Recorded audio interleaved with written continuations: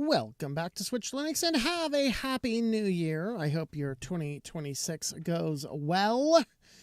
Oh boy, I am glad 2025 is over, I have to say. And I completely forgot to turn on all of my accessory lights. So let me go ahead and do that.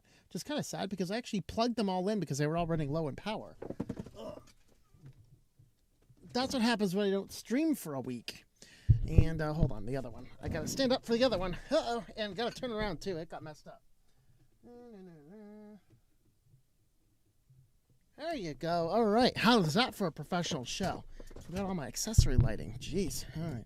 And, you know, people actually have commented on it more than once, you know, like little blood splats on the towel. Just to tie back and coincide with when honey started being really crazy and fraudulent.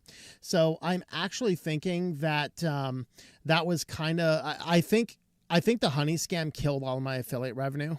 And the only one I know of, because people told me they used my InMotion hosting affiliate link, and I never got any commission off of that. So I'm wondering if that's the case. Even A2 hosting, I used to get a lot out of that. Of course, that's hosting.com. I have not seen any value in that one for a long time either. So if you are interested in the affiliates, just be aware. Amazon and DigitalOcean are the only ones that I know for sure are still functioning right now.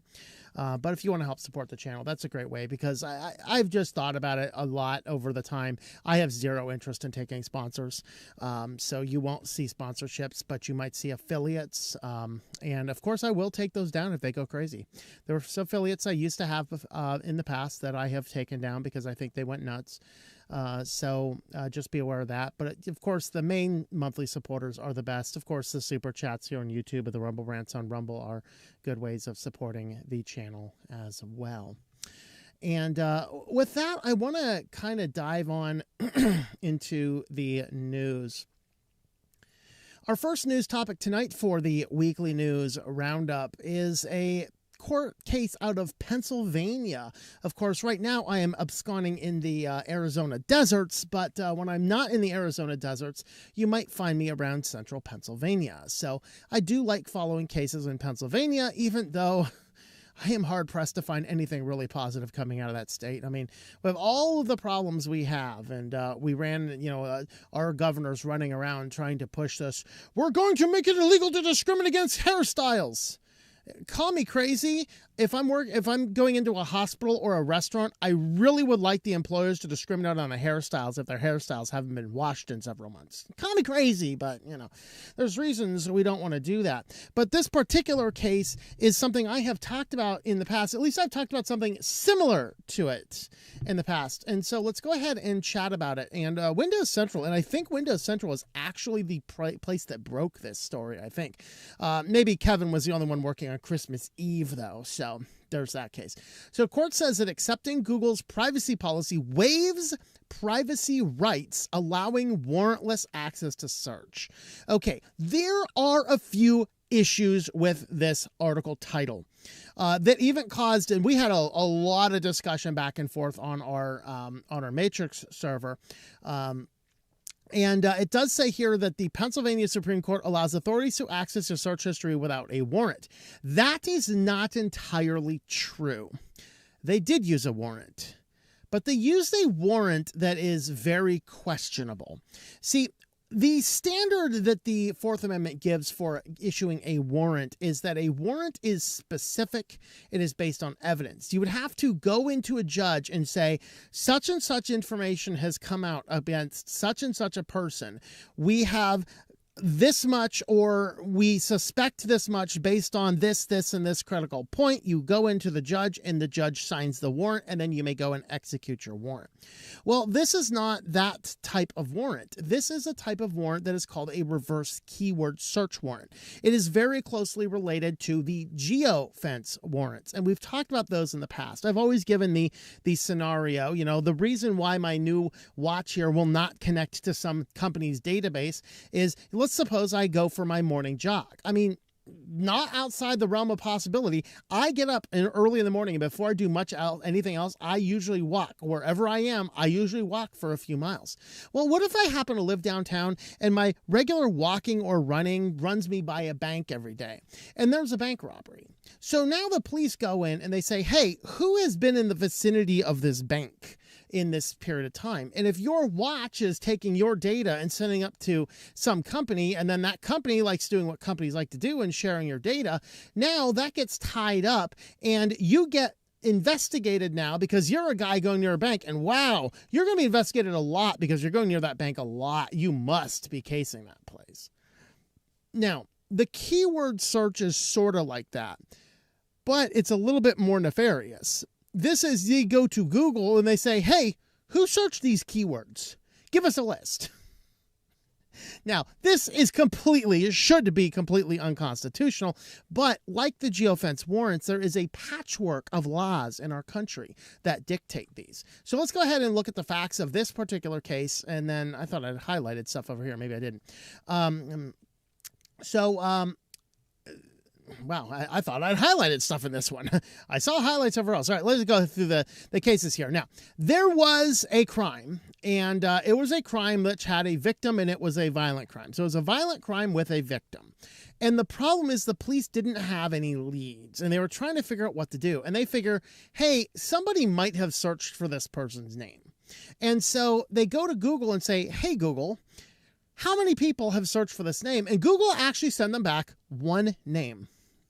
One person searched for this name. So they okay, based on that, which was not a specific warrant, but a fishing expedition, based on that, now they start investigating this person, and he smokes cigarettes. So, don't smoke, pro-criminal trip, don't smoke cigarettes, right? He smokes a cigarette, discards a cigarette butt, and the police who are surveilling him go down, pick up the cigarette butt, and they find DNA that matches him to the scene. So he is arrested.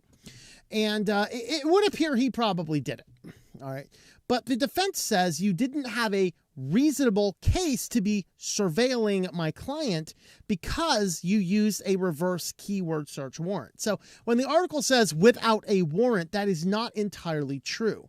They used a reverse keyword warrant in this case. The problem is a reverse keyword warrant is a warrant that is not specific to people and is generic. Because I just thought of a few different scenarios here. What if the victim had recently applied to jobs and job recruiters are looking her up, And so those would show up. Now, of course, if the police would get a list and they see everybody and maybe they surveil all of them and, those guys discard their cigarette butts, but there's no DNA tied back to the scene.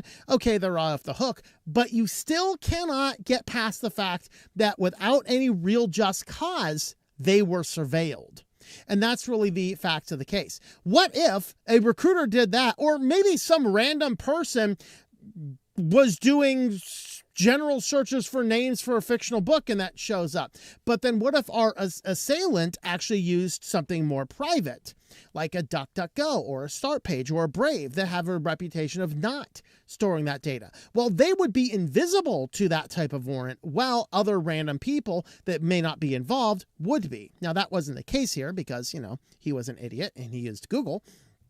And so what if though that guy had a group of friends? This one is a little bit closer, because what if that guy had a group of friends and that a friend comes over to his house and connects his phone to his Wi-Fi to search up that person's name? Well, the IP address is all that was returned, which tied to the assailant here.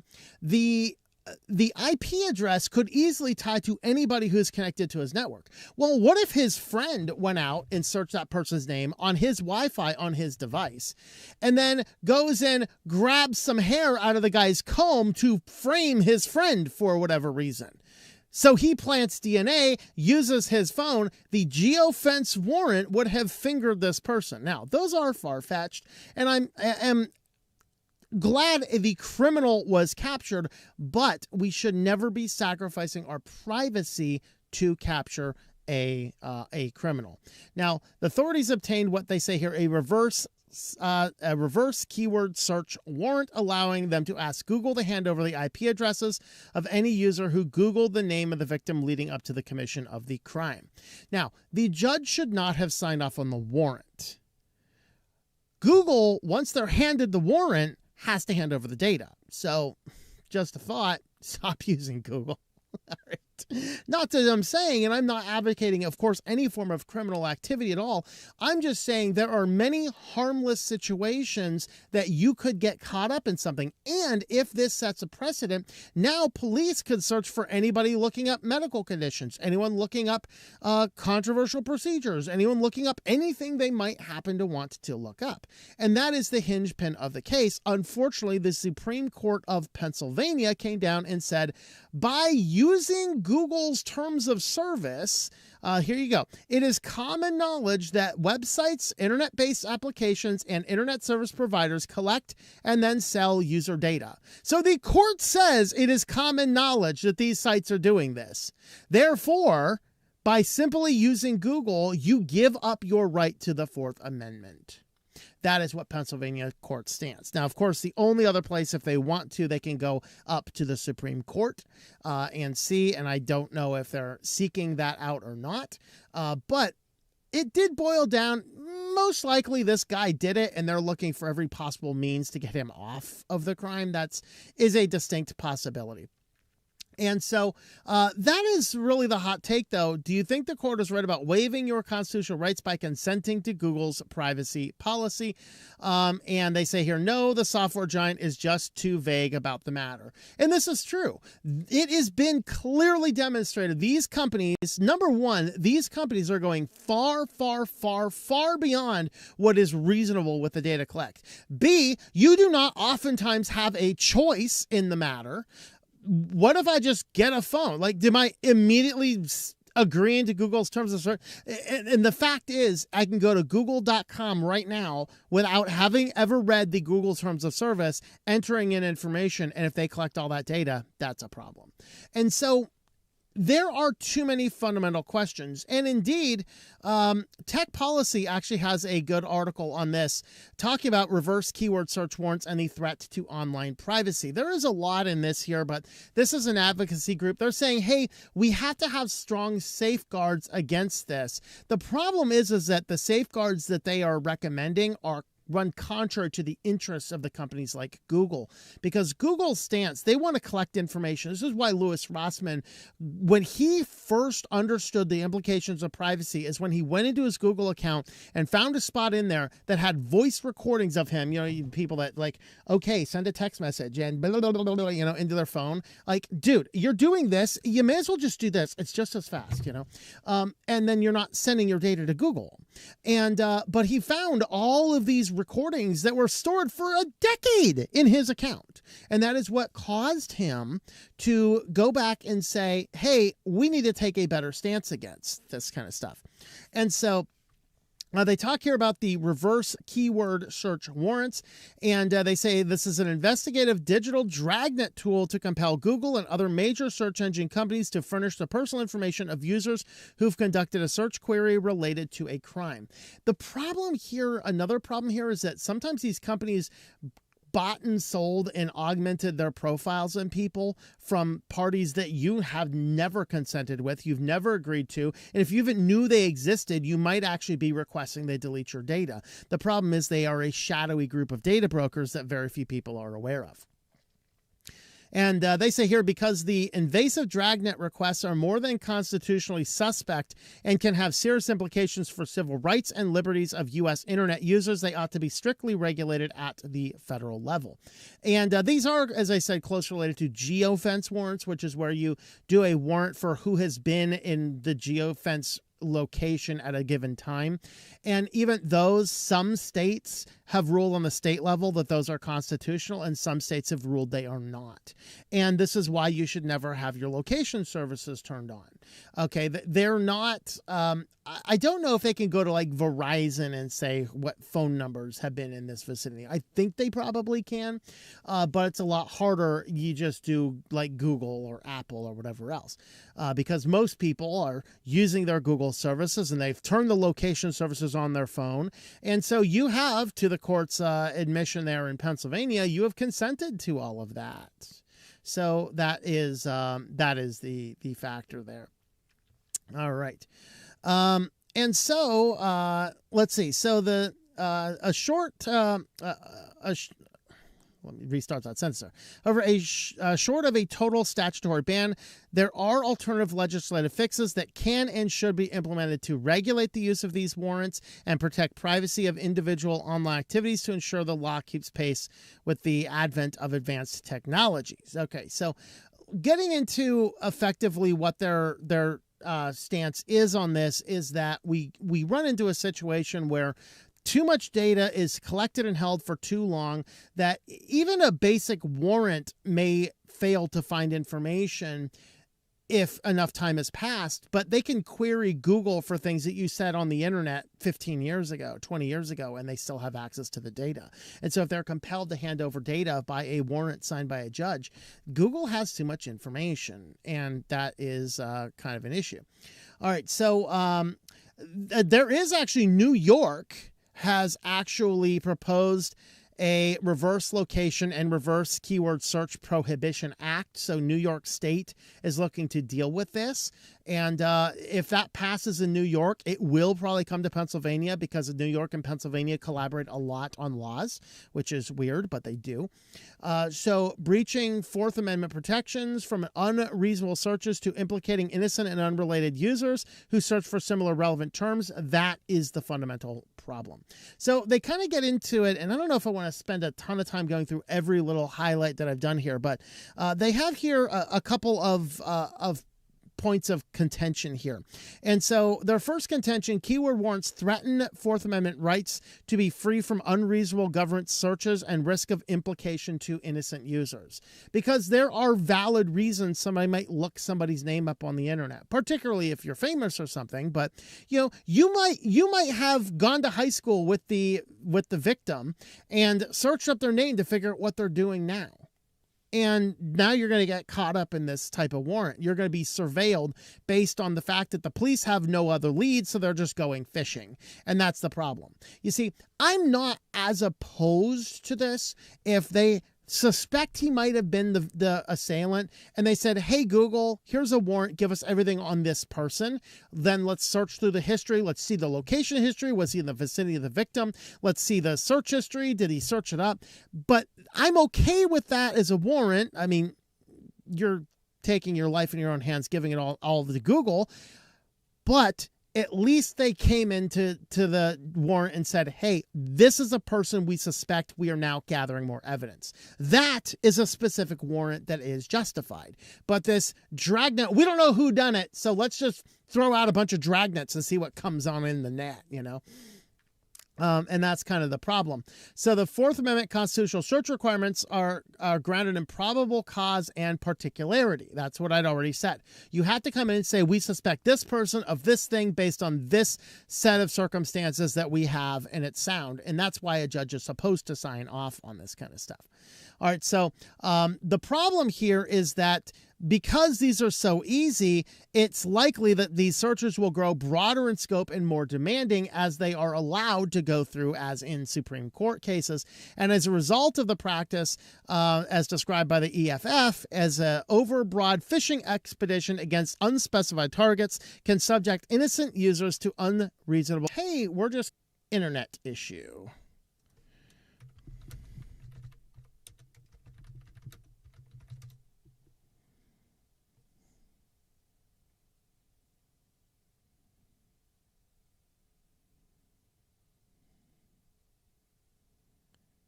Oh, man.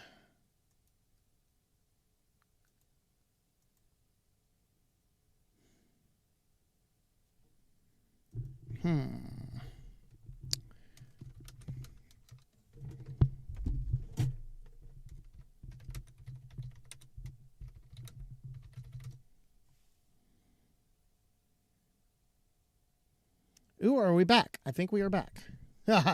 OBS is like, oh crap, he's going to do something. All right.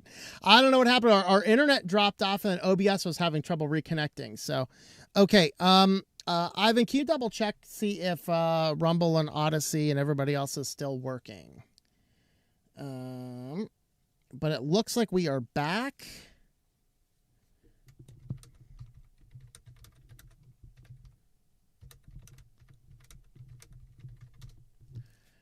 Okay. All right, are we good?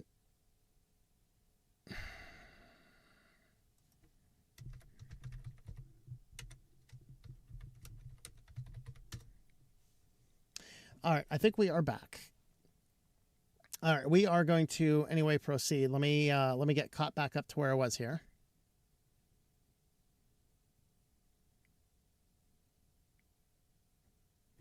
All right, so under this principle of the First Amendment stuff, some people are concerned that if a government is actually able to come in here and do a keyword search for just a random name, what stops them from doing a keyword search to see who's looking up either religions or parties or everything else? That is a fundamental question that we need to address with this, because at what point in time does the system break down or not?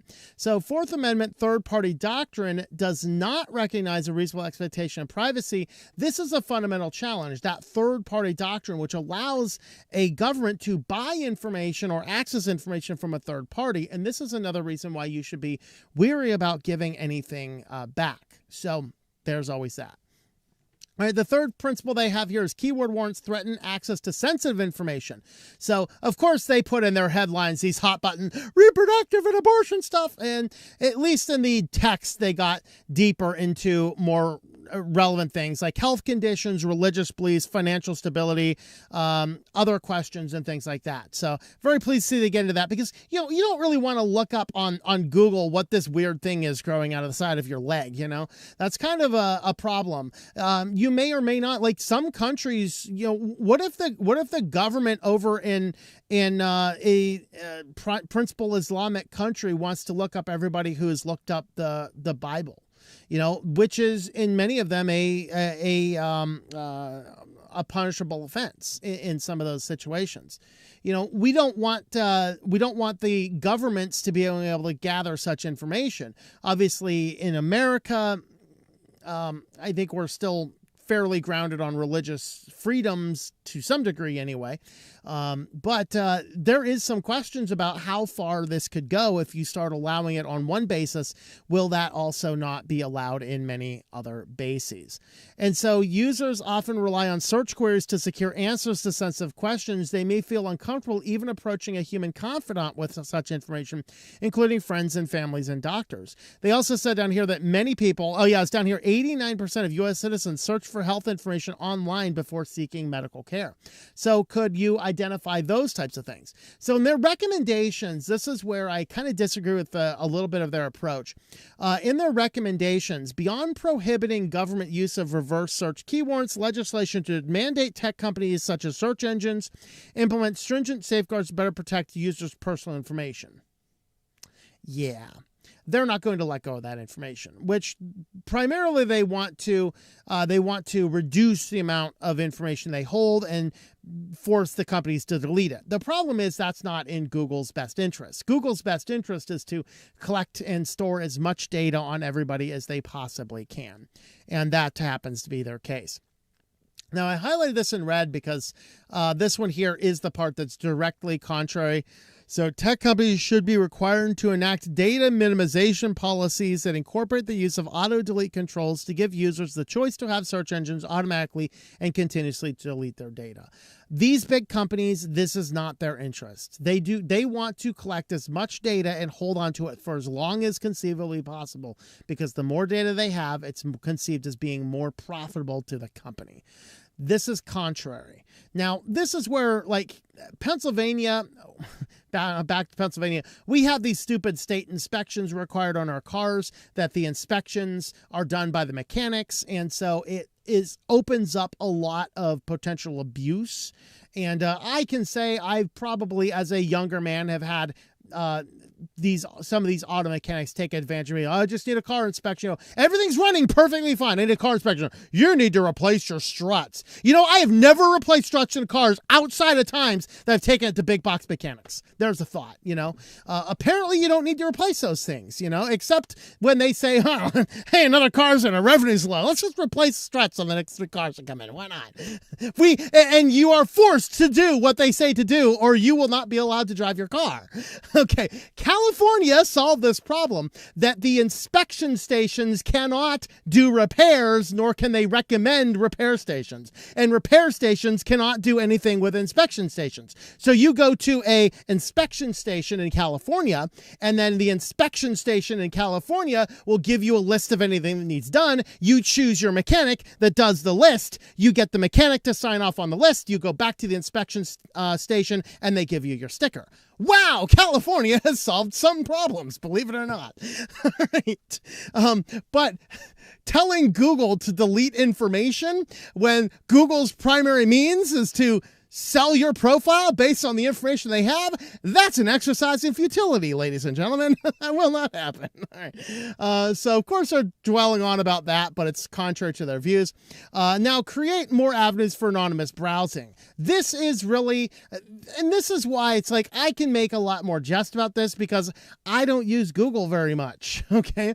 I had to use it recently to look up some weird programming type stuff that I just couldn't get good results anywhere else. But for the most part, I dig 3 or 4 engines deep before I touch the G word. All right. Of course, they do have that comment on Google's incognito mode. Google's incognito mode did not stop Google from collecting information. It prevented anybody from your house from collecting information. So you could search for the dreaded P word in incognito mode and the people in your house wouldn't know it, but Google still would. Okay. That's how that sums itself down. But you use, in this case, they say DuckDuckGo, Brave, Start Page. These are search engines that will not be collecting all that data, that will not let you get caught up.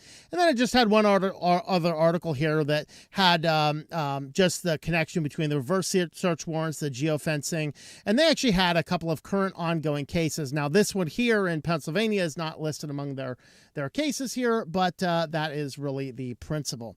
And so there is, I think my state got this one wrong, but go figure, whatever it happens to be. Well, you can find the link to the full stream in the description down below.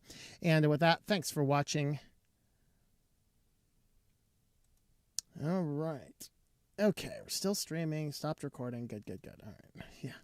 Yeah, we had a little internet beep there. My apologies for that. Yeah, so I don't know. It must just be, I don't know, maybe a solar flare hit or something. Who knows?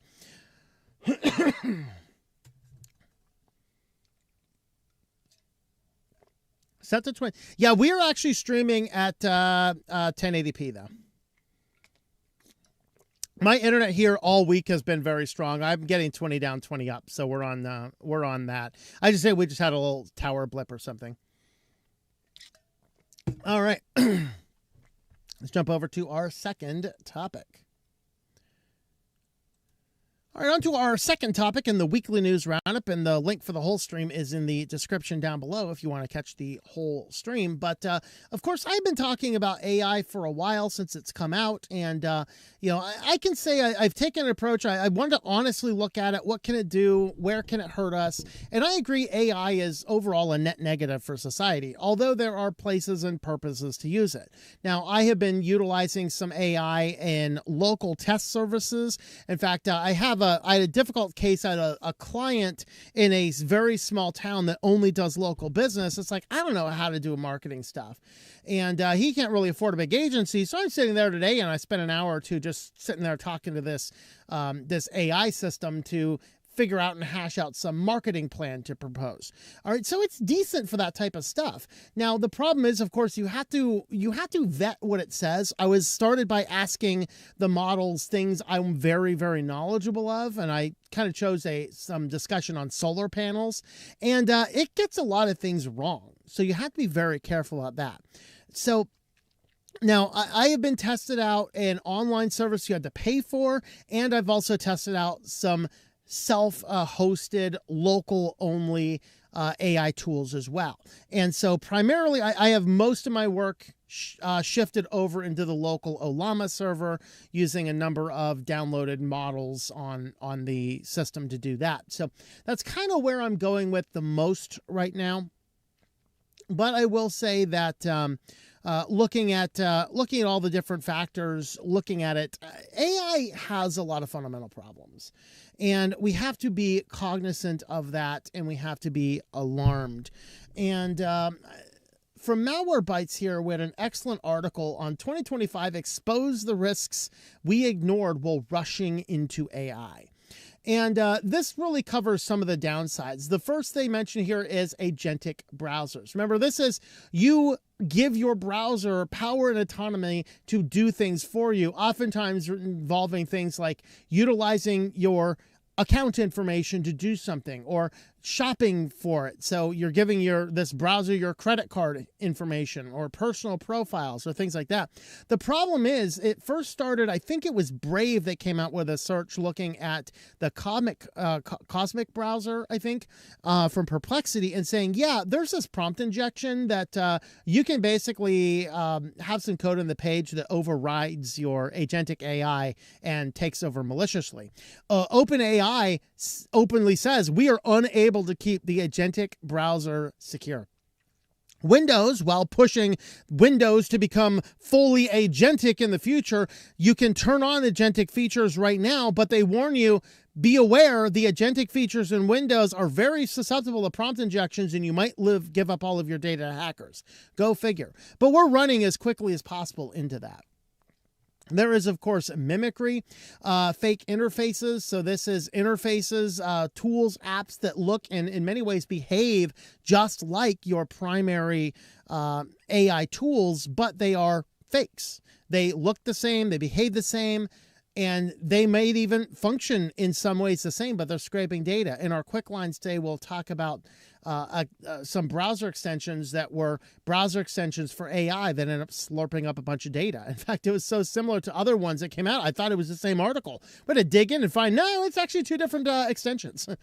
But mimicry.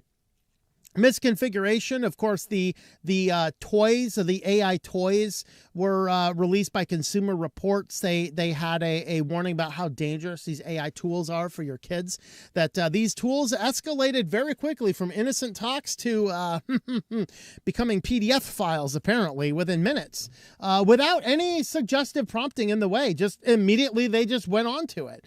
And so that was seriously a problem. So, you know, BDSM-related topics explain knots for beginners and reference role-play scenarios involving kiddos and, I guess, PDF files. I don't know. Yikes. All right. And of course, you had a misinterpretation.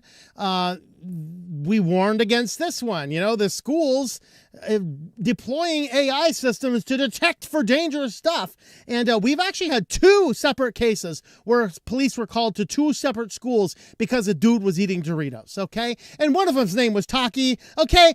You just can't make this stuff up. Let's not to mention also, was it South Carolina, North Carolina? It's one of the Carolina states. There was an AI that flagged an umbrella as a AK or something, you know, some big assault rifle. That also elicited a police response. That guy there took it really fun. He went and posed in like shooting type positions with his umbrella later. That was great. But it could go really bad if the police really think that you're up to something. Dude, they might come in with guns blazing if they think you're sporting a gun. Like, drop the Dorito, dude, you know, but that is a certain issue with AI. And I warned you should not be doing this kind of stuff. Like, no, it's great. It's great. And I still think the company should be paying those kids millions of dollars, not the taxpayers, not the school, not the police department, the company, because they unleashed a service. Now, of course, they said, well, this was supposed to be a human reviewer was supposed to do it. Well, welcome to laziness induced by AI. Okay, that's the problem. Then you have your data breaches. Two AI companion apps were recently exposing private conversations because users were not clearly warned that certain settings would result in their conversations becoming searchable. And then that wasn't just browser extensions. That was like some of the full large AIs allowed anytime you shared an AI, it created a URL that was searchable. So you had that. So of course, what should we do? We should, you know, the problem here is that, as they say in this highlight, as long as we keep chasing the newest features, companies will keep releasing new integrations, whether they are safe or not.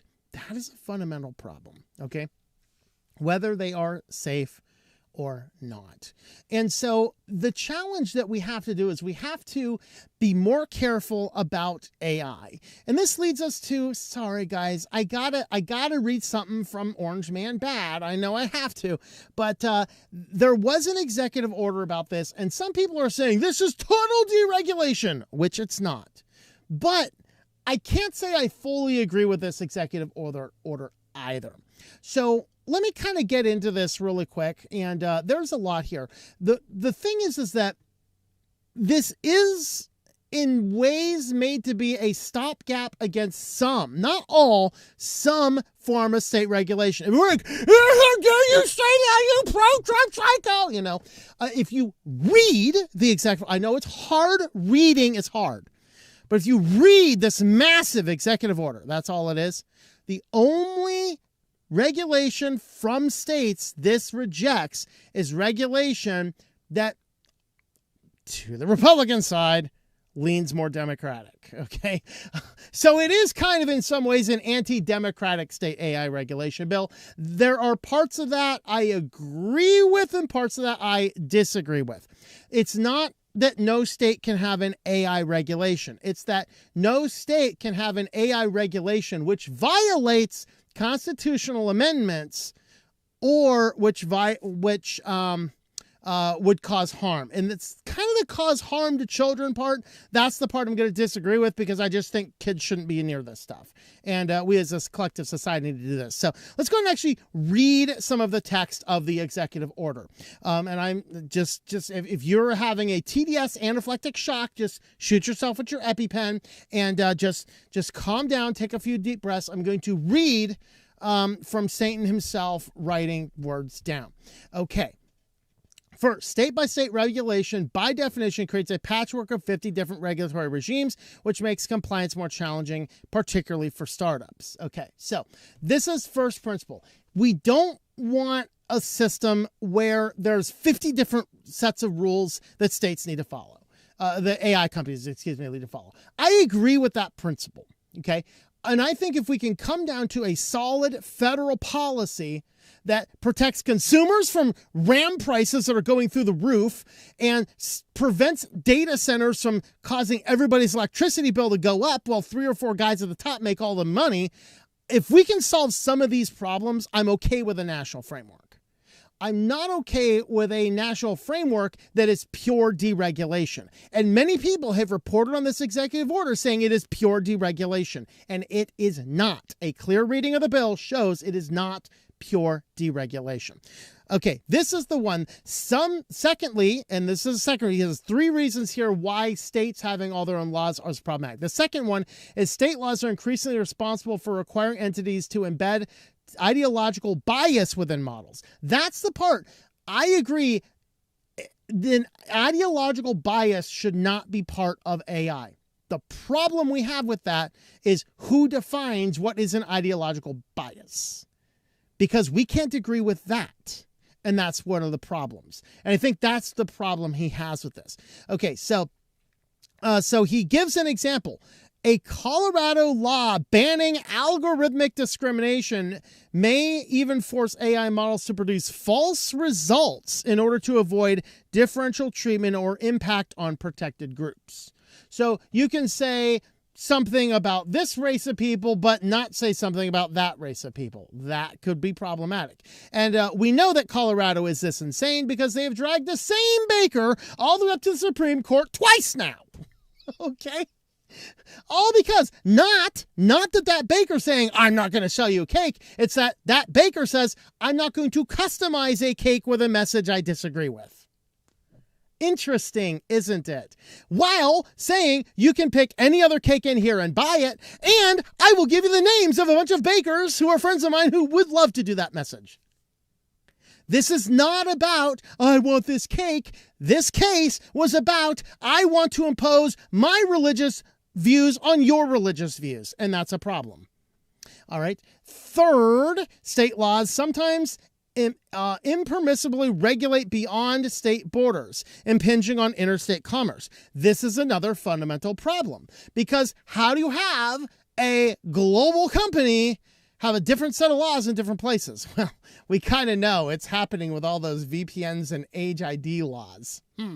Interesting. But there's three basic principles, and in principle, these three things make a valid case for why this is needed. Now, if it's pure deregulation, if it's like no state may make a law, you got to let the AI companies run roughshod, we got serious problems. This is why the order is set up to create a federal regulatory framework, which we can agree on by the 50 states. Okay, every bit of this. Okay, my administration must act with the Congress to ensure there's a minimally burdensome national standard, not 50 discontented state ones. So notice this: it's not Hitler the tyrant imposing his will on the world. It's we are working with Congress. Why? To set a bill to establish a federal regulation. Okay, that framework should also ensure children are protected. That's a problem with me, because children shouldn't be near this kind of stuff. And by children are protected means we have to push ID verifications. And I completely reject everything and anything that wants to push ID verifications. Absolutely not. So I disagree with this principle. This is not a place or an item or something for children. We need a collective societal agreement to keep children away from this kind of stuff. And if your children are getting near it, well, I guess they get to suffer the consequences, huh? Okay. Or maybe we have some other means of protecting the kids in some way that's not as onerous as everybody has to supply an ID. Okay. Secondly, censorship is prevented. Yes, I agree. We do not need a situation where people cannot look up certain words. Okay. Copyrights are respected. That's something AI companies by and large don't want. And communities are safeguarded. Now, that is a more general one. And that is one that I would like to see more expounding on. And community safeguarded, I think this should look like, number one, we have to set in limits on purchasing equipment. We need to make sure that the prices remain reasonable for reasonable average Americans to continue to buy and upgrade their computers. Because I forget who did the numbers, but a stick of RAM from 6 months ago went up like 5,000% in price. That's utterly insane. Meanwhile, Microsoft is sitting on warehouses of RAM that they can't even do anything with because they don't have any power and won't have power for at least 3 or 4 years. All right. That's insane. Also, communities are getting harmed by this AI push with the data centers. As the data centers move in, it's jacking up prices for utilities for everybody else. Because, well, we got to generate more energy now. We got to charge more money for all our energy now. No, I think the data centers and the companies behind those data centers need to eat all of the extra cost. If a data center moves into an area, the utilities for the common people in that area must not change, period. Especially since these companies have so much money, they can afford the hit the people in the communities cannot. And so you have to have that. But they don't define what communities are safeguarded actually means. And that's one of the challenges I have here. All right, so the next is imperative my administration makes actions to check the most onerous and excessive laws emerging from states that threaten and stymie innovation. Notice this is not a ban on all. It's we are checking the laws to make sure that they do not stifle innovation. Again, that's another one that's a problem. What do you mean by innovation? And there's some questions we have. So this is not, I'm not fully in agreement with this policy. I'm saying let's breaking it down and see what's going on. So Section 2, the basic policy. Section 3, the AI litigation task force. So within 30 days of the date of the order, and this order I think was December 12th. So by January 12th, the Attorney General should establish an AI litigation task force whose sole responsibility is to challenge state AI laws inconsistent with the policy in Section 2. Now, this means that it's not you're not allowed an AI law, it's you have to have an AI law that does not infringe on these principles that we're talking about. All right. So, and what they're going to do is if they happen to infringe, then they're going to refer these over looking, basically it's going to be on their purview of the Attorney General's judgment. The unfortunate thing right now, I think our Attorney General is an idiot. So I'm not sure. Okay. So now this is all about the evaluation of state laws. 90 days of the date of the order, Secretary of Commerce, with the Secretary's authority shall, in constitution with a special advisor for AI and crypto, assist the president for economic policy, and the assistant president of science and technology, and the assistant to the president, counsel of the president, shall publish an evaluation of existing state laws that identify onerous laws that conflict with the policy, as well as the laws that should be referred to the task force of the order. They also shall identify laws that require AI models to alter their truthful outputs and compel AI developers or deployers or disclose or report information in a manner that would violate First Amendment or any other provision of Constitution. The evaluation may additionally identify state laws that promote AI innovation consistent with the policy. So they're also looking at state laws to say, this is a really good law. Let's add this to the discussions with Congress. So it is looking at which laws stifle. Is it pure innovation or is it constitutional protections? Maybe a little of both. But they're also looking for which state laws are helping in some ways. So they do have within 90 days, they can do some funding restriction in the event that AI laws are kind of out of the way there. And then there is 90 days of it. Then they need to have this person, let's see, blah, blah, blah, blah, shall determine whether to adopt a federal reporting and disclosure standard. So they have 90 days to determine if they need to have a place to disclose this kind of stuff. Section 7, preempting of state laws and mandating deceptive conduct. So their guys, after 90 days, shall issue a policy statement on the application of the FTC Act's Prohibition on Unfair and Deceptive Practices Act under some AI models, though. The policy statement must explain the circumstances under which state laws require alterations to the FTC. And basically they're saying, hey, these are the ways we think. They're referring them to the FTC for evaluation. And then, let's see, legislative recommendation called for subsection A, and the section shall not propose preempting otherwise lawful state laws. So this is 4 sections here that they're not wanting to change. The problem is, number one, child safety protections. That, to me, is a fundamental problem because this, by and large, right now is meaning ID verifications, or at least age verifications. Secondly, compute and data center infrastructure. Now, this is a problem. This is something I have a big challenge with. I think that we are running roughshod with data centers right now. We need to stop, put a pause on this, because we have data centers that are built, like Microsoft has a data center in California that's already built, and they can't even turn it on for at least 3 more years because they can't get electricity to it. So these companies are sitting on all of these data centers, buying up all of these computer equipment that they can't even use for 3 years. You may as well sell that stuff back to the regular populace. You know what I mean? All right. So, and we need to talk about this. We definitely need to talk about the data center infrastructure in terms of, we should say, how is those data centers affecting the local community? Because if every time a data center shows up, everyone in the local community's prices completely skyrocket, that's a fundamental problem. All right, so state government procurement and the use of AI and other topics shall be determined. So that is what the executive order actually says. It is not pure deregulation. It is just a system that says, hey, we're going to evaluate a lot of these things, figure out what works, figure out what doesn't. I agree with some of these things in here. I disagree with some of these things in here. But that is at least what the executive order has to say, because we have jumped too fast into AI and we need to slow that down. So that's what we have for this topic. You can have a look at the link in the description for the full stream if you want to watch the full stream. Thanks for watching. All right, we're going to stop recording there. We'll take a little comment break. All right, let's see what we got. Okay, good evening. Welcome. Good night. Yeah. Well, we had good cellular except that one spot. We lost a total of 3,551 frames. So there you go. All right. Prism. Oh, dear. Don't talk to me about Prism. Sorry, haven't been around. Usually have discipleship going on Thursday night. Sorry, Kick. No problem, man. All right. Internet connection issue.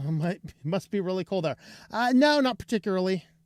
Yes, we are back. Yep. Kick. Okay, so... yeah, last time we had internet problems, Rumble and Odyssey completely died. So I'm glad to see they are not totally dead. That's actually good. All right. And checking in over on Odyssey. Happy New Year to you also. All right. Question. When is Judgment Day? Was that August 6, 1997? Wasn't that Judgment Day? The next one, only the Father in heaven knows. All right. Grayson, greetings. Came over here to Odyssey from the Tubies after I watched and listened to Versus channel where gamers compete against each other in Super Mario Sunshine. There you go. Now I came here for a weekly news roundup. All right. Stream just started. It's already crashing. Uh-oh. Oh, dear. Yeah.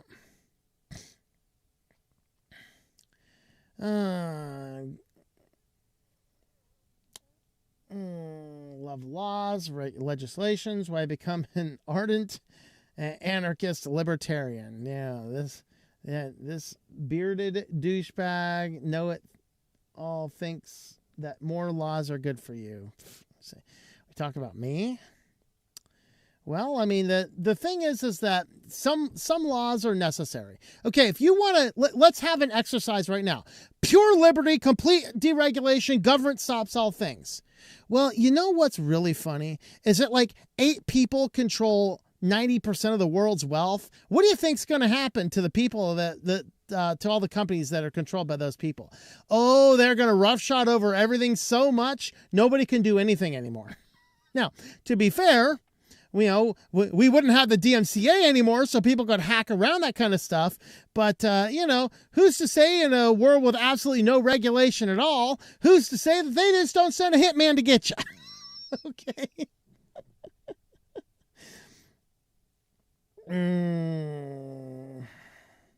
Yes, and I agree there is a problem with corrupt judges and law enforcement. I absolutely agree with that one. All right. Repetition. I may have to switch over to YouTube. Uh-oh. No. It was an internet issue that temporarily knocked out OBS as well. OBS did come back though. It was good. Yep. Heard OBS was having trouble reconnecting. Yep. All right. Police showed up when my grocery bag with the Doritos broke in Walmart parking lot. That's right, man. They did indeed. Is this real? What's real? I think I'm pretty sure No Job Ever was just talking fun stuff. All right, checking in on ZTubies. Hello to everyone there. Hello, people of the land of the internet. There you go. Let's see. Down here, the on-tablet stopwatch to take the timestamps. Very nice. All right. Hopefully the internet outage doesn't mess with the timestamps too much. We'll have to check that, I guess. You'll have to remind me to put them in. I don't know if the timestamps made its way to the episode before Christmas, but I don't know. It was a weird week. So, singular minute. Blood splats on the towel. Uh-oh. Yes.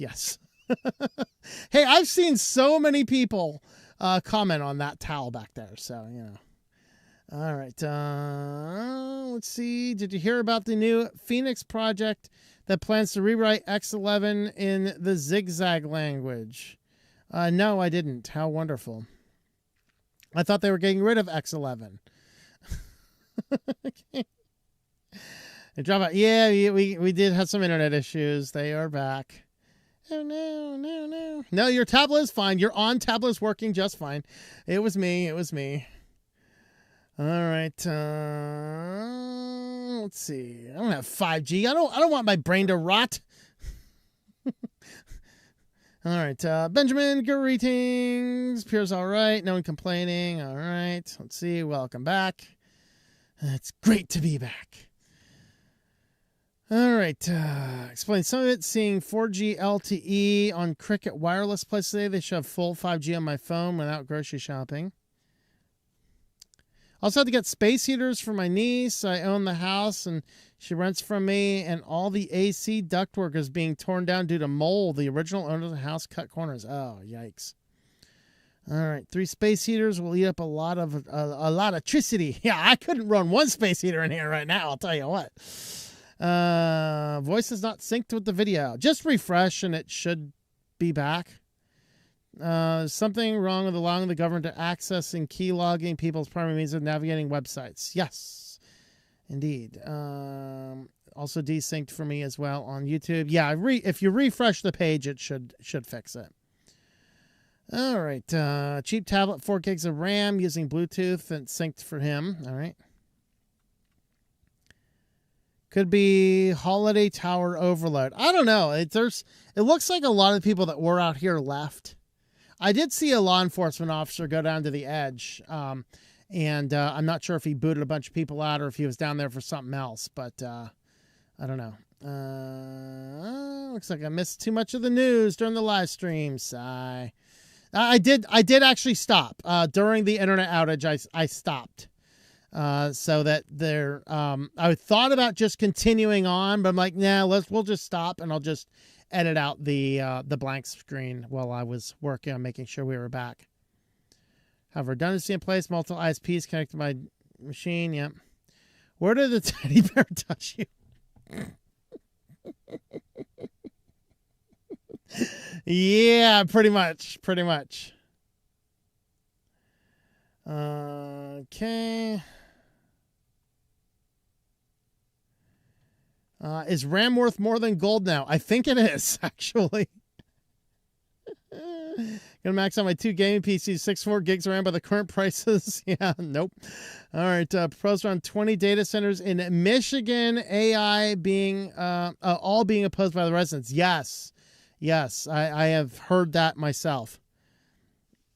Yeah, everywhere those data centers are coming up has just become an absolute nightmare. Hey, I actually have my tablet up here, so let me see if there's anything going on the Matrix server over here. Let me go ahead and check on that. All right. Stream for screen. Yep. 4 more years. Works. Actually, not a lot of discussion going on over there right now either. There's not a whole lot of discussion going on anywhere. All right. Well, we will jump right on back into Z News. All right, next section of news. This will be a little bit shorter than usual, but we are going to jump on over into our QuickLines and SillyVille. So from Fox Rothschild, privacy, compliance, and data insecurity. A Texas federal court enjoins the Texas App Store Accountability Act on free speech grounds. Hey, hallelujah. This was set to go into effect today, where even downloading a calendar app from the Apple App Store would require you to verify your age. How wonderful. Come on, man, I just want to check my calendar. No, let me see how old you are. Why? It's a calendar. You know? Then, unfortunately, they struck it down. Now, this is not a total strike down. This is just an injunction on the law. And because the courts look at this going, yeah, you are likely to lose this particular case. So the case filed by Computer and Communications Industry against Ken Paxton as Attorney General of state of Texas. The court recognized the utmost importance on protecting kids from the dangers online. And there's sometimes catastrophic ramifications, such as self-deletions following the chatbot interactions, various exploitations, and all on child-safe platforms. That should tell you something in and of itself. Algorithmic spiles and harm content, blah, blah, blah. Okay. Considering all these, they say the court concluded compelling policy concerns, however widespread the agreement that the issue must be addressed, the court remains bound by the rule of law. In the U.S., that means freedom of speech is protected by the First Amendment. All right. So, and you know what? You as parents have freedom of keep your child off the internet. There's a thought. Or here's a thought. Maybe teach them how to use the internet appropriately by watching over them to make sure they are utilizing the internet in appropriate ways. I know it's a shocking thing, but you can actually do that. It is actually possible for you to monitor what your children are doing. But I can't do it all the time. You know what? You can do it enough. You can do it enough. Even when I was mentoring kids, it was really funny because I mentored some pretty rough kids, and we would go out to a movie store. Believe it or not, we still had a place you could go and rent movies. We'd go out to the movie store, and him and his friends would come over on Friday nights. We'd watch movies, eat pizza, and play video games, things like that. And so we were going through the store, and the kid picks up the movie to look at it, and my kid that I was with, he looks at it and says, "No, Tom wouldn't let that. Let's watch something else." This is a kid that in his own house, like when I dropped him off one time, his brother was playing Saints Row and his mother sitting there on the couch. If you're unaware of Saints Row, the kid was running around with an adult toy beating people up with it. Okay, it is not a game a child should be playing. But while that kid would be allowed to watch whatever movie in his house, he knew in my house, we can't watch that movie. I wasn't even the kid's parent. It's just a little bit of love, a little bit of respect, and a little bit of this is what we do and why. And guess what? He respects the rules of your house. And here's a thought. I know your kids are going to be rebellious, and they won't do that everywhere. They'll get away with what they can. But isn't it interesting that you have now built inside of them a conscience that is going to sit down and go, maybe I shouldn't. And maybe that is the time that some bad consequence wouldn't happen, but he didn't do it because he knew you were home. You can't make it a perfect system, but you don't throw away the baby with the bathwater either. And so they say the law fails strict scrutiny test. To withstand scrutiny, you must show the least restrictive means of achieving the compelling state interest. Yes, a law has to be the least possible means restricted, which is not an applicable answer if you're going like, hey, show me your ID to download a calendar or a weather app. Okay. And so they said because of this, they had to injunct the law. So, law is under and over inclusive, is specifically vague. Basically, the court says this law does not have a snowball's chance in HE double hacky sticks of making it, so go away. All right. The UK government is urged to review Palantir contracts after a Swiss security report. All right, so the report warned that sensitive military data shared with Palantir could potentially be accessed by U.S. governing bodies. Now, what I thought was interesting about this case here is that Palantir and Flock are they have very similar marketing messages and potential data issues around this center. Because Flock, when it's selling its service to your city, and they're out there just going, hey, the Flock camera's out here, but it just captures these data and only you can see it and all this kind of stuff. That's how they sell it. And Palantir sells it the same way. This is all your data. It's all on your servers. It's only accessible by you. But it turns out that other people can access your Flock photos as well. It turns out that they are seeming to go into a giant global database. Palantir does send some of that data back. Of course, with your express permission, which means you agree to the terms of service of using the contract. So it begs this question, does Palantir actually gain access to any of your data or not? And it would appear the answer is yes. Even though it's to suggest to the contrary, in this case, it was a Swiss report that's all right, it appears to be back. I'm going to give myself 10 seconds of silence to find my spot again.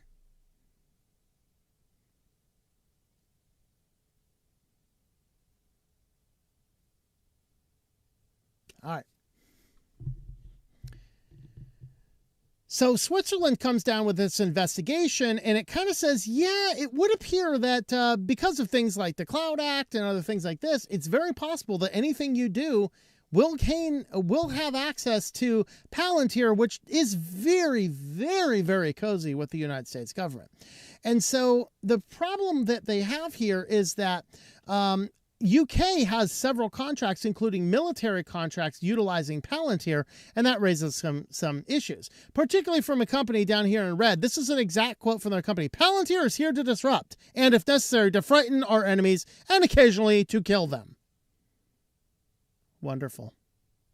I really feel confident with this as a company collecting and slurping up data in my country. I feel comfortable with this company being the one chosen to sign. All right, on to some LastPass discussion. That LastPass breach that happened in 2022, well, it turns out that people are...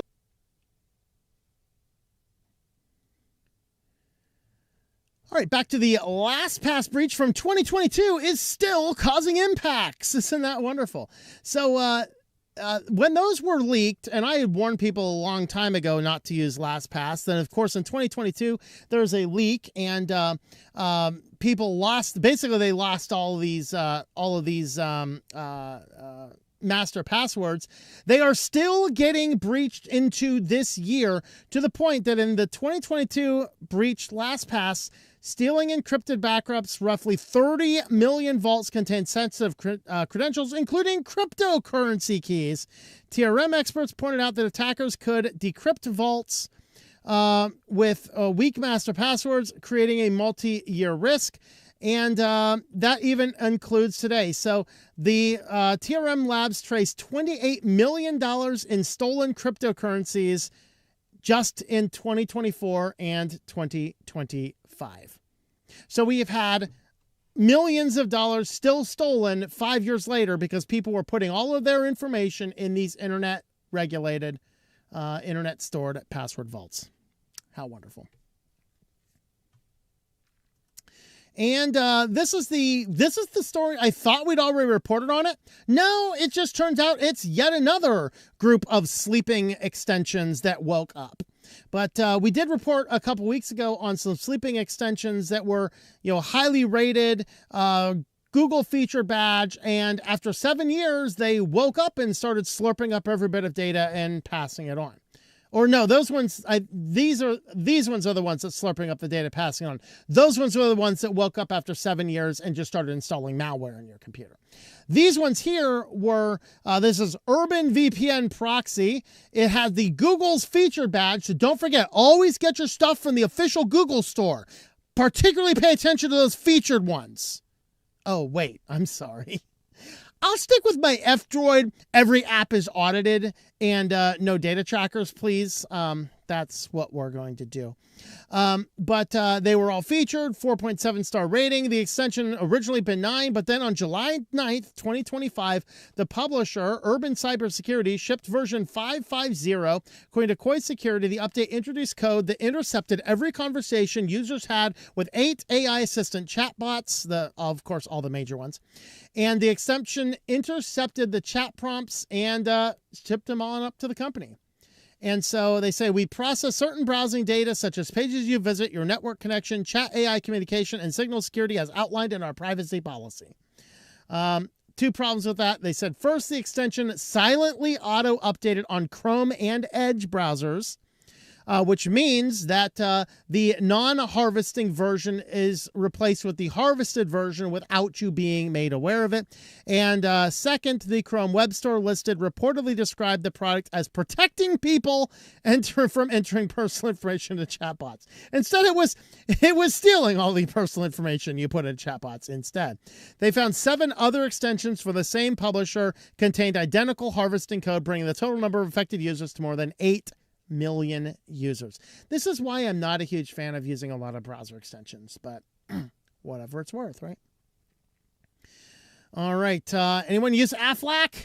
The duck is now saying, Aflac, Aflac. So Aflac's data breach exposes 22 million people in a major cybersecurity breach. Don't worry, guys. It only affected U.S. citizens. Afric. All right. So a security investigation by insurance powerhouse has revealed that more than 22 million affiliated people were affected by the data breach this year. The breach, according to Aflac, has been contained, involving customers' personally identifiable information. So don't worry, it only affected the 22 million U.S.-based customers. Social security numbers, addresses, dates of birth, driver's license numbers, government IDs, names, medical information data, and many other personal data types were stolen.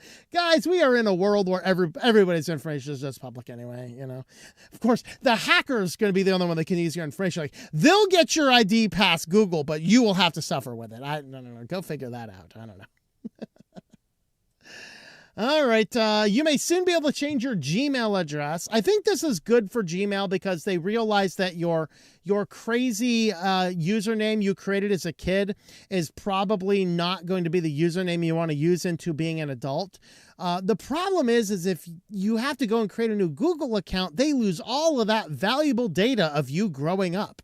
And so Google is now going to be allowing you to change their addresses, and I like the way they're doing it.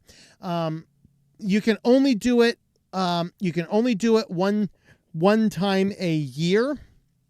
And the old address will continue to work basically as an alias that gets forwarded to your regular one. And you can still log into Google with both of them. But it's not so flim-flammy that somebody can go in there, create a new alias, spam a bunch of people, and then change it completely different. That would be really bad. But in this case here, it's pretty good. But it benefits Google. This is why I wouldn't recommend it. But it benefits Google in that they don't lose all of that precious data about you. It's surprising they didn't allow you to do this before. You know, oh, I don't want Jibberjacky72 as my email address going into my adulthood for my first job, you know. And so you know, people are like, oh, got to delete that email. Gmail's like, no, we want that data. You can change it. You can change it. So be aware. But yeah, I'd recommend not using a Gmail account at all. New York Governor Hochul signs a bill requiring warning labels on addictive social media. Wonderful. Because, you know, warning labels on cigarettes prevents everybody from smoking. They don't care. It just becomes the joke among your friends. Hey, give me another cancer stick. Better what they call them over in Britain, right? Hey, you got a fag? Come on. All right. I was reading Ozzy Osbourne's autobiography. I'm just like, why does he keep talking about fags? Cigarettes, man, cigarettes. So New York Governor Kathy Hochul signs a bill this week that will require social media platforms to show warning labels to younger users before they're exposed to features such as autoplay and infinite scrolling. Like, it's not going to work. All of their friends are on social media. They want social media. They don't care if it's bad for them. You're trying to convince kids not to do something that's going to be bad for them. They're kids. They are the definition of brain dead. This is why parents need to intervene and say, child, you're not allowed on social media. There you go. You know, but of course the text calls for mental health warnings on addictive social media platforms, which are defined as platforms offering an addictive feed, push notifications, autoplay, infinite scrolling, and or counts as a significant part. Okay, so everything. Got it. Hochul's announcements that platforms have to display warnings when a young user, how do we know they're young? Age ID! When a young user initially uses the predatory feature and periodically thereafter. A predatory feature. You know, parents, keep your children away from predators.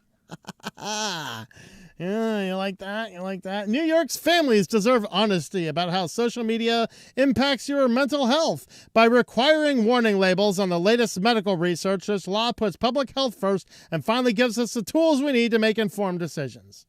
No one's making informed decisions, I promise you. If anybody's making informed decisions, they wouldn't be using it at all. And the last article here was just kind of a commentary on some of the age verification stuff going on around the world. In 2025, age check starts locking people out of the internet. Yes. What started as, what someone think of the children, has created this patchwork of new rules across multiple U.S. states to show me your ID before you browse, system reshaping the web. Of course, all under the guise of protecting the children. But the problem is, well, you got to verify who everybody is to protect those children. Of course, we know how well Roblox is at protecting those children. All right. The fundamental challenge for websites and services is not checking age in principle, but how to do it without turning everyday browser into an identity check. And so, on paper, countries want better protection for minors. In practice, adults discover that entire platforms are unavailable unless they are prepared to disclose personal information and disguise the way they connect from. Now, this person goes through and they want a double-blind verification, a third-party provider verifying your age and issues a simple token like 18 plus to sites. Now, there are actually several companies that already do this, and some of them do a credit card check. This is the only way I would ever do an age verification. Of all of these methods, facial age estimation? No, I am not feeding my face into your AI system. Open a banking application? I would think about this one. I would think about this one. All right, because banks are so highly regulated. Digital ID service? Hell no, ain't happening. No mark of the beast for me on my phone or on my person. Credit card check, I would do, because a credit card expires. I can change it. It just does a very quick check. They basically look at the card, and the card will issue, one of the tokens issued in that card is, this is a card of a verified adult user. I am okay with a credit card check. And if a credit card check is how we are verifying our age, I'm okay with that as a principle. Okay, email-based estimation. I'll have to read more about that one. Mobile network checks? Nah, bro. Photo ID matching. How do you swear and say with that blank no without actually saying it? Okay, no, not happening. All right. Geo-blocking, VPNs, and cross-border frictions, of course. This has, all this age verification has caused VPN uses to absolutely skyrocket. Of course, this probably weakened privacy, as a lot of people finding free VPNs, which are well known to be highly insecure platforms.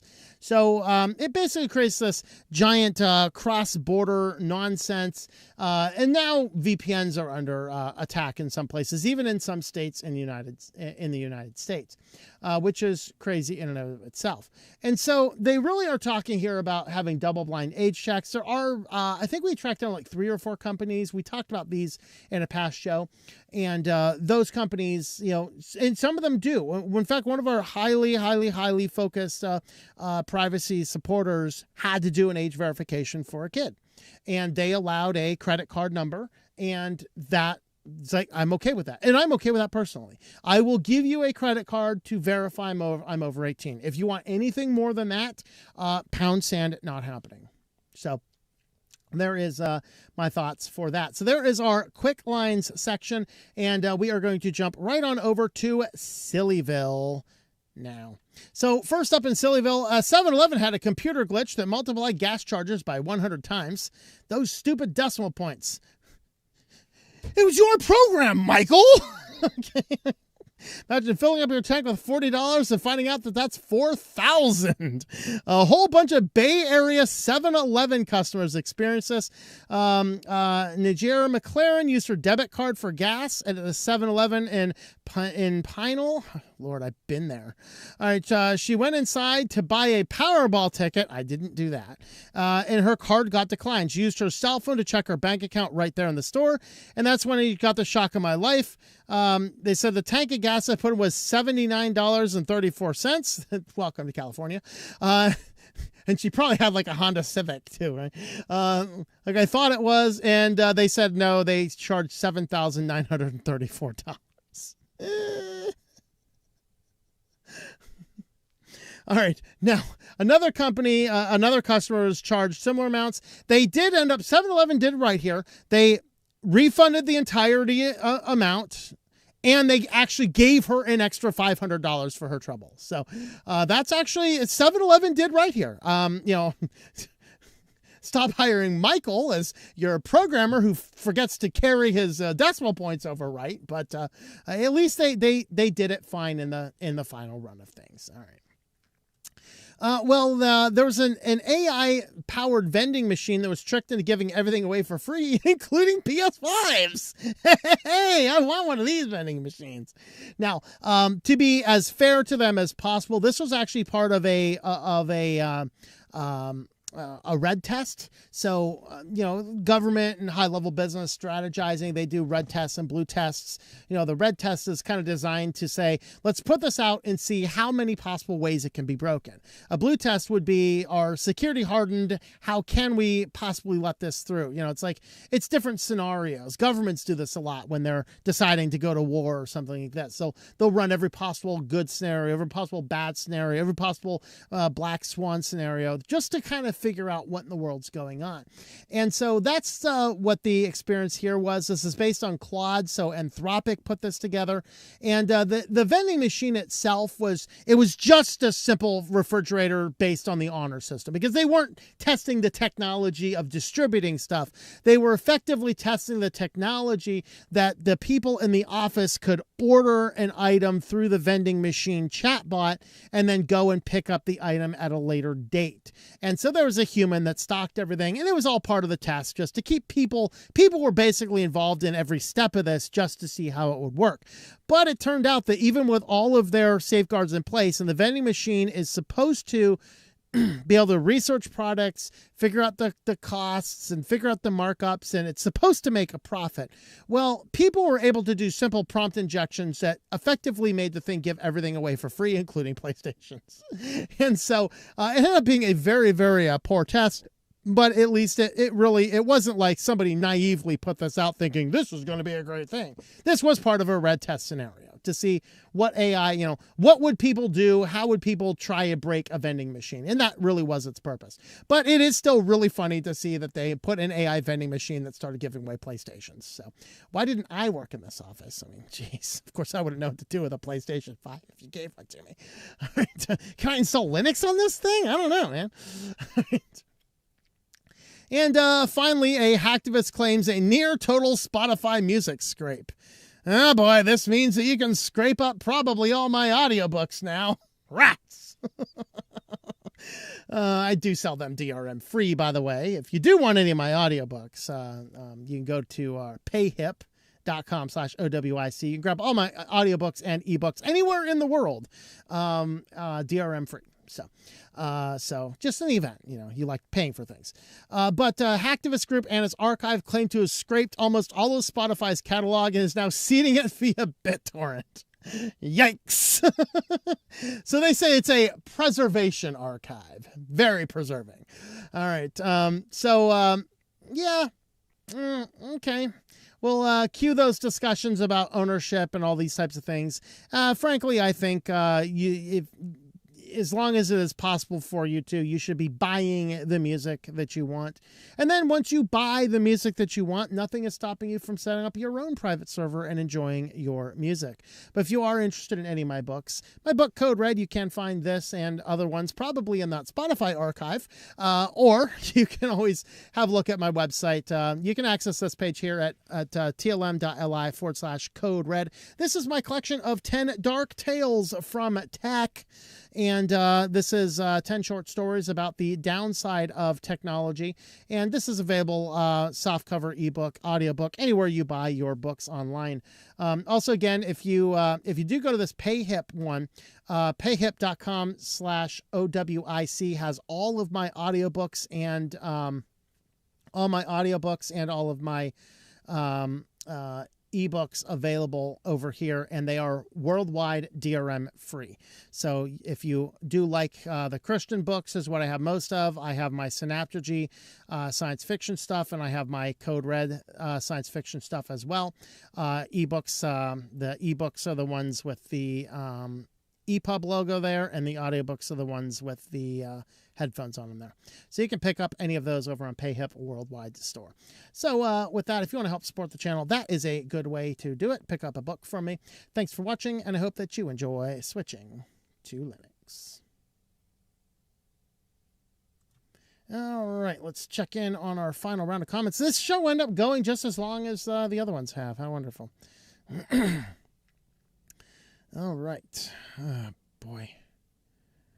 Yep.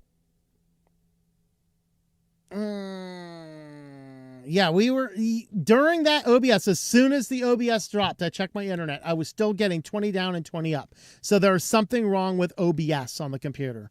Dearie me, dearie me. All right. Let's see. You should just record offline, premiere video, and interact with the chat via text. Nah, we just had a couple of them. Who knows? Maybe it might be time I push some updates on the system. Maybe that might fix whatever's wrong here.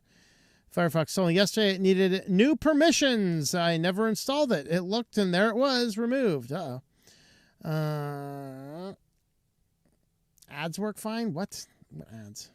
What are ads? Okay, I prefer parents parenting their kids rather than putting responsibility on me. Yep. Someone who's helped raise my nieces and nephews and now great nephew, I agree 100% responsibility lies on the parents and the guardians of the kids. Yes. Hope you're not using those woke distros that are making you glitch. No, I'm on Linux Mint. It seems specific to OBS. It seems like an OBS problem. Okay. Yes. Oh, yes. I do. I do need to feed the beast before we get into this. I gotta find the beast. All right. Let me find the beast.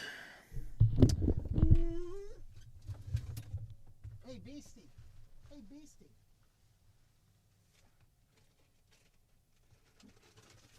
Come here, beastie. Come here. Down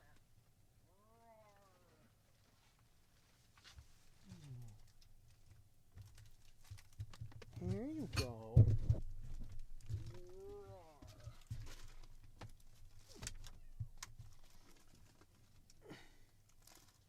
Oh, yeah.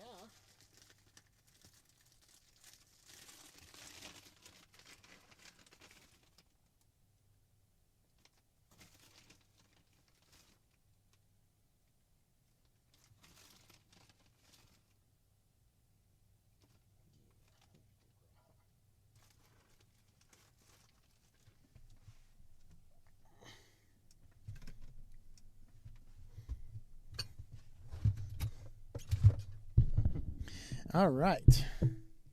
Well, the other cat had always had like 5 different spots she'd be at. This cat is only ever on the bed or on the passenger seat. She doesn't go anywhere else in the van. It's kind of funny.